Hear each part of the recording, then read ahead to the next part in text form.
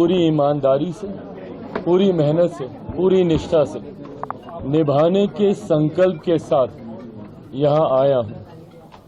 Food processing की एक बड़ी जिम्मेदारी है और मैं मानता हूँ कि आने वाला समय फूड प्रोसेसिंग का ही है।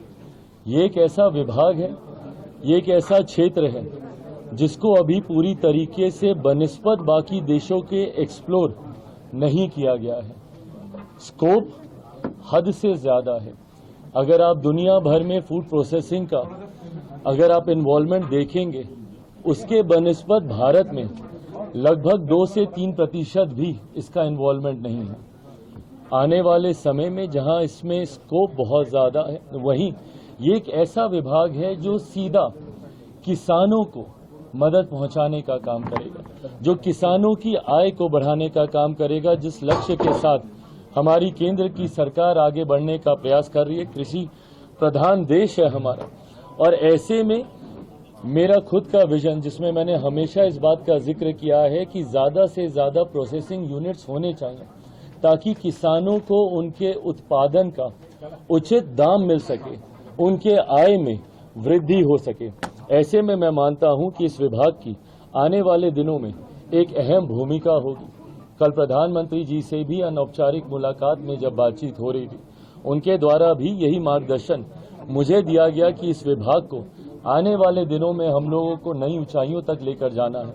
आप विदेशों में देखेंगे जिस तरीके से दूसरे देशों में प्रोसेसिंग यूनिट्स के माध्यम से ही अधिकांश कार्य हो रहे हैं, ऐसे में हम लोग प्रोसेसिंग में अभी भी उस हद तक आगे नहीं बढ़ पाए।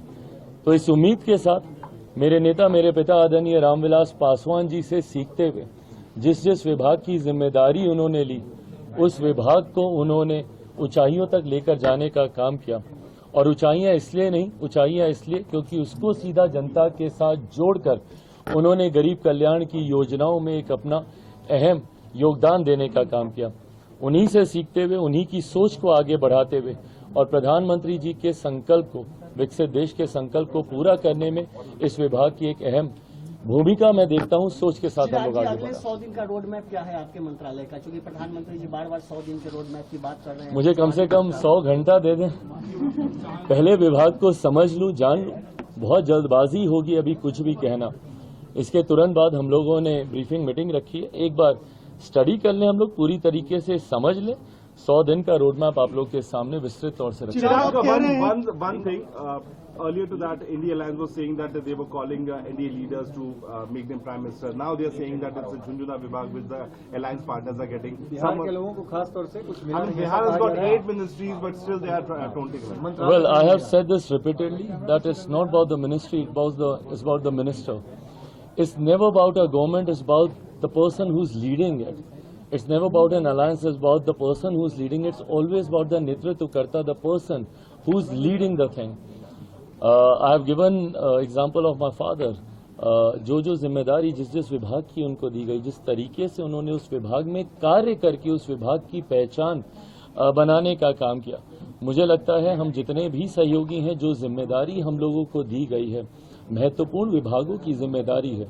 और खास तौर पर अगर आप उसका जुड़ाव देश के गरीब वर्ग से अगर आप देखें, फूड प्रोसेसिंग का मैंने जिक्र किया, किसानों की जब आय को दुगना करने की हम लोग सोच रखते हैं, जब किसानों को मुख्य धारा के साथ जोड़ने की हम लोग बात करते हैं, कृषि प्रधान प्रदेश है, ऐसे में आप मेरे विजन में भी देखेंगे मैंने हमेशा प्रोसेसिंग यूनिट्स की बात की। मैंने हाजीपुर से मैं प्रतिनिधित्व करता हूं, मैंने हमेशा कहा हाजीपुर का केला है वो डाउन साउथ जाकर केले के चिप्स बनते हैं, बट वहां पे ऐसे यूनिट्स नहीं है।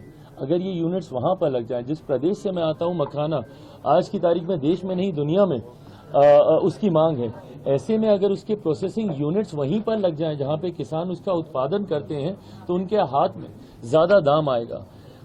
जितने भी सहयोगी हैं, जिस मंत्रालय की जिम्मेदारी दी गई है, पूर्व मुख्यमंत्री आदरणीय जीतन राम मांझी जी को जिस तरीके से एमएसएमई की जिम्मेदारी दी गई है, ये कहीं ना कहीं देश की रीढ़ है।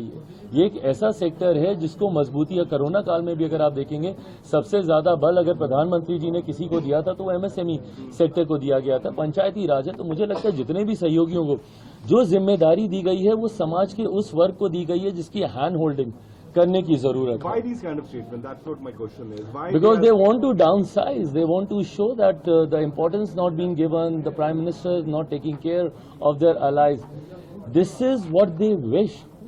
अपनी ख्वाहिशों को पूरा करने के लिए इस तरीके के बयानबाजी विपक्ष करता आया है। मुझे लगता है आने वाले दिनों में जब इन मंत्रालयों के